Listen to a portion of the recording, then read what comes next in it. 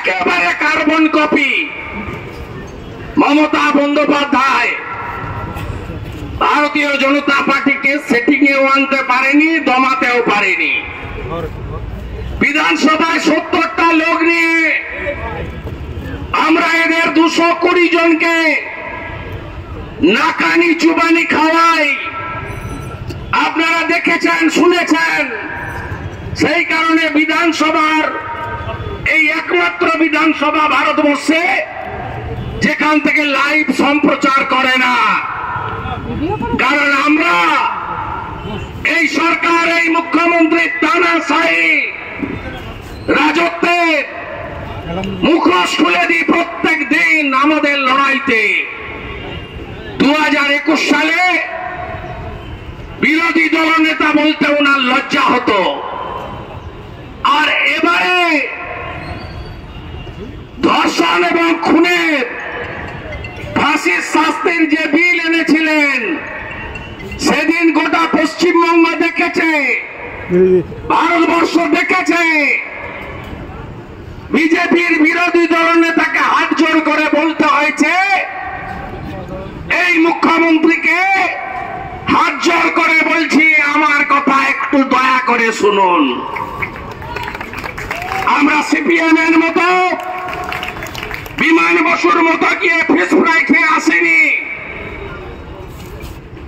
আমরা no setting opposition. 11টা CPM opposition ছিল, মমতাকে নড়াতে পারেনি। 16টা কংগ্রেসের অপোজিশন ছিল, মমতা ব্যানার্জিকে আঁচড় লাগাতে পারেনি।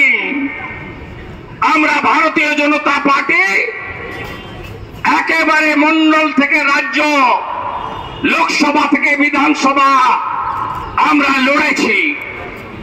নবগঠিত লোকসভাতে ভারতীয় জনতা পার্টির সাংসদ সৌমিত্র খা, রাজু বিস্তা, অভিজিৎ গাঙ্গুলি, জগন্নাথ সরকার, খগেন মুর্মুরা ছত্রে ছত্রে এই সরকারের অত্যাচারের কথা ভারতবর্ষকে জানিয়েছে, ভারতবাসী জেনেছে।